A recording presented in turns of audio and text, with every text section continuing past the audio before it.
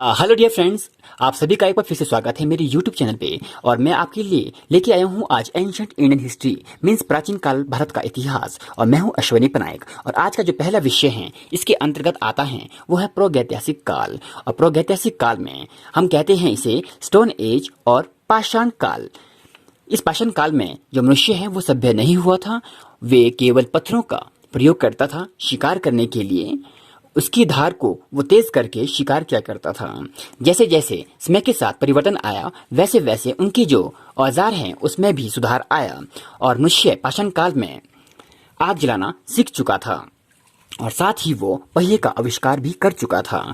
पाषाण काल का अंत लगभग 2500 साल ईसा पूर्व पहले हुआ है, जो कि ईसा मसीह के जन्म काल से 2500 साल पहले की बात है। जैसे ही पाषाण काल समाप्त होता है वैसे ही हमें उल्लेख मिलता है इंडस वैली सिविलाइजेशन, जिसे हम कहते हैं सिंधु घाटी सभ्यता। जो सिंधु घाटी सभ्यता है इसका जो अवधि है वो है 2500 ईसा पूर्व से लेकर 1750 ईसा पूर्व तक। और ये एक शहरी सभ्यता थी। ये जो सभ्यता है ये सिंधु नदी एवं उसके सहायक नदियों के आसपास की एक जो शहरी सभ्यता है।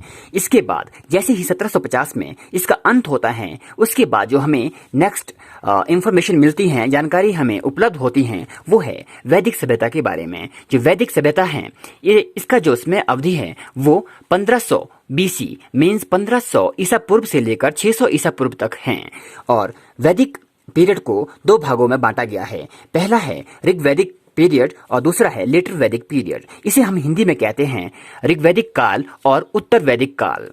1500 से लेकर जो 1500 ईसा पूर्व है वहां से लेकर 1000 ईसा पूर्व तक जो ऋग्वेद है उसकी रचना हो चुकी थी। और इसके संदर्भ में हमें यहाँ पे जानकारी मिलती है। जो शेष लाइक एंड सब्सक्राइब आपके इसमें वेद है, जैसे ऋग्वेद के अतिरिक्त सामवेद, यजुर्वेद और अथर्ववेद, उसकी जानकारी हमें मिलती है लेटर वैदिक पीरियड मीन्स उत्तर वैदिक काल में। और उसकी अवधि है 1000 ईसा पूर्व से लेकर 600 ईसा पूर्व तक। और इसके बाद जो हमें नेक्स्ट विषय कवर करना होता है जिसकी हमें जानकारी मिलती है वो है 16 महाजनपद, जिसे हम कहते हैं महाजनपद। ये जो महाजनपद है ये जनपदों से मिलकर बने हैं। और इसकी जो उसमें अवधि है वो है जो 6th BC है वहां से लेकर इसकी शुरुआत होती है। और इसमें जो सबसे पावरफुल एम्पायर होता है वो है मगध साम्राज्य। और उसके पहले हम हल्की सी जानकारी लेंगे धार्मिक आंदोलन के बारे में। और उसमें जो धार्मिक आंदोलन चल रहे थे वो है बौद्ध धर्म और जैनिज्म, बौद्ध धर्म और जैन धर्म के बारे में।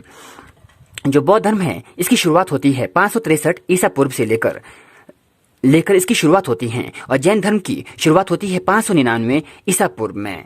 और इन जो ये दो धर्म हैं इनकी शुरुआत के पीछे का कारण यह माना जाता है कि जैसे ही जो हिंदू धर्म है सनातन धर्म, इसमें पाखंड की शुरुआत शुरू होती है। जो ब्राह्मण है वे सभी लोगों पे हावी होना शुरू होते हैं। उसके बाद जो हिंदू धर्म में क्षत्रिय हैं वे इन दोनों धर्म का शुरुआत करते हैं।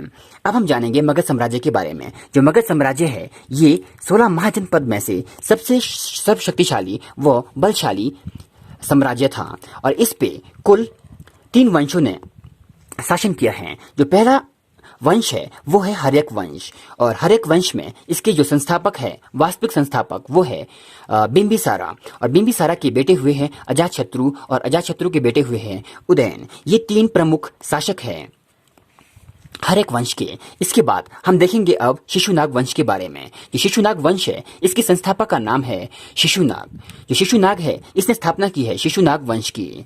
और इसके बाद जो एक बहुत ही इम्पोर्टेंट रूलर सामने आए हैं उनका नाम है कालाशोक। कालाशोक देखने में काफी ज्यादा काले थे इसलिए उनका नाम पड़ा था कालाशोक। और उन्हें एक अन्य नाम से भी बुलाया जाता था। और इसके बाद जो एक महत्वपूर्ण शासक रहा है जिसने मगध साम्राज्य पे शासन किया है वो है नंद वंश। इसे हम अंग्रेजी में कहते हैं नंदा डायनेस्टी। और इसके जो फाउंडर है उनका नाम है Mahapadmananda. Mahapadmananda is the founder of Nanda dynasty. और इस वंश के जो आखिरी शासक है उनका नाम है धनानंद। जो धनानंद है ये नंद वंश के आखिरी शासक हैं। एक बार इन्होंने जो चाणक्य हैं जिन्हें हम कहते हैं विष्णुगुप्त और चाणक्य, इनका अपनी सभा में अपमान किया था और अपना उस अपमान का बदला लेने के लिए Please share, like जो and subscribe this YouTube channel for the more videos. जो धनानंद है ये अपमान करते हैं किसका? चाणक्य का। तो चाणक्य उसमें प्रण लेते हैं कि वे इससे बदला जरूर लेंगे और इसके साम्राज्य को उखाड़कर फेंक देंगे। और उसमें फिर क्या होता है, जो मौर्य वंश है, मौर्य वंश के जो संस्थापक है उनका नाम है चंद्रगुप्त मौर्य, जो आप यहाँ पे देख सकते हैं।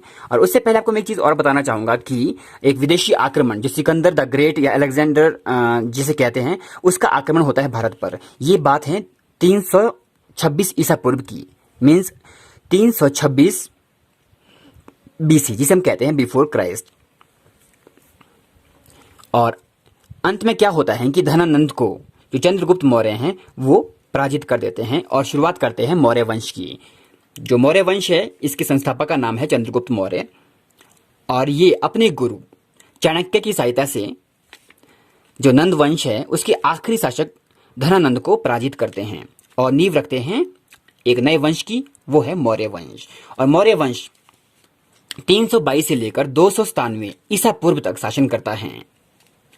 और चंद्रगुप्त मौर्य के जो प्रधानमंत्री हैं वो इनके गुरु चाणक्य थे और इनके पुत्र बिंदुसार आगे जाकर मौर्य वंश को संभालते हैं। और इसमें जो सबसे प्रतापी राजा पैदा हुए हैं उनका नाम है अशोका, जिन्हें हम कहते हैं अशोका द ग्रेट। ये 269 ईसा पूर्व से लेकर 232 ईसा पूर्व तक शासन करते हैं। और अशोका बौद्ध धर्म को अपनाते हैं और वो इसके प्रचार के लिए अपनी बेटी और अपने बेटे को श्रीलंका भेजते हैं। इसके बाद जो अशोक के बाद जितने भी उत्तराधिकारी हुए वे कोई भी प्रतापी नहीं थे, जिसके बाद जो मौर्य वंश है इसका अंत होता है। और मौर्य वंश के बाद हम पढ़ते हैं मरणोत्तर काल के बारे में। जो मरणोत्तर काल है इसमें हम मेनली पढ़ते हैं 3 वंश के बारे में। एक है शुंग वंश, दूसरा है कण्व वंश और तीसरा है आंध्र सातवाहन के बारे में। इसके बाद हम पढ़ते हैं जो पॉइंट नंबर 9 है, जो आप यहाँ पे देख पा रहे हैं। यहाँ पे जो दक्षिण भारतीय राज्य हैं वहां पे हम पढ़ेंगे एक संगम वंश के बारे में। जो संगम वंश है या फिर संगम काल कहते हैं इसे हम एक्चुअली। संगम काल में जो 3 वंश है, एक है पांड्य वंश, चोल वंश और चेर वंश। और जो ये 3 वंश है ये आपके कहाँ आते हैं, केरला, दूसरा तमिलनाडु और तमिलनाडु के साथ ऊपर को आंध्र प्रदेश की ओर, ये यहाँ पे शासन करते हैं। इसे संगम काल क्यों कहते हैं, क्योंकि उसमें जो भी दक्षिण भारत के 3 राज्य थे, ये जो वंश थे, ये तीनों वंश के टाइम में कुछ जो तमिल भाषा हैं उसके कवियों की मीन्स मीटिंग बुलाई जाती थी। वहाँ पे एक प्रकार से जो मीटिंग्स ऑर्गेनाइज की जाती थी और वहाँ पे जो लिटरेचर है तमिल भाषा का उसे वहाँ पे अच्छे तरीके से रचा गया है। और इसके बाद हम पढ़ते हैं मरणोत्तर काल के बारे में। जो कि मरणोत्तर काल है उसमें विदेशी राजाओं का भी शासन हुआ है। उसमें आते हैं यवन, शक, पल्लव और कुषाण। और पॉइंट नंबर 11 आप देख सकते हैं, जो पॉइंट नंबर 11 है यहाँ हम पढ़ते हैं गुप्त वंश के बारे में। और यहाँ पे गुप्त वंश का प्रारंभ हो जाता है। जो गुप्त वंश है इसके संस्थापक है श्रीगुप्त, लेकिन जो वास्तविक संस्थापक है वो माना जाता है चंद्रगुप्त प्रथम है। ये 319 से लेकर 335 ईस्वी तक शासन करते हैं। अब जो पहले की बात थी वो थी सब ईसा पूर्व की और ये है सब ईस्वी की बात हो रही है यहाँ पे। और उसके बाद चंद्रगुप्त के बाद आते हैं समुद्रगुप्त। जो अन्य महत्वपूर्ण शासक है वो चंद्रगुप्त द्वितीय, कुमारगुप्त और स्कंदगुप्त। और पॉइंट नंबर 12 में हम पढ़ेंगे किसके बारे में, हर्षवर्धन के बारे में। जो हर्षवर्धन है ये काफी ज्यादा इंपॉर्टेंट रूलर रहे हैं और ये 606 ईस्वी से लेकर 647 ईस्वी तक शासन करते हैं। और इसके बाद पॉइंट नंबर 13 यहाँ पे शुरुआत होती है राजपूत राज्य की। इसमें आते हैं आपके गुर्जर प्रतिहार और गढ़वाल वंश भी आता है। उसके बाद में चौहान, ये है वही पृथ्वीराज चौहान जो युद्ध लड़ते हैं एक विदेशी से, वो आपको मैं बताऊंगा एक डिटेल वीडियो में। उसके बाद है आपके बुंदेलखंड के चंदेल, और ये हमारे परमार मालवा के, और सोलंकी हैं गुजरात के हैं। इसके अतिरिक्त पॉइंट नंबर 14, यहाँ पे हम कवर करेंगे बंगाल के जो वंश है, ये 2 वंश, एक है पाल वंश, दूसरा है सेन वंश। अब इसके अतिरिक्त पॉइंट नंबर 15, ये लास्ट पॉइंट है, मध्य एवं दक्षिण भारतीय राज्य। इसमें हमने कवर करना है, एक है वाकाटक वंश, दूसरा है बादामी के चालुक्य, राष्ट्रकूट और पल्लव वंश। सेकंड लास्ट इज गंग वंश and last one is Chola वंश।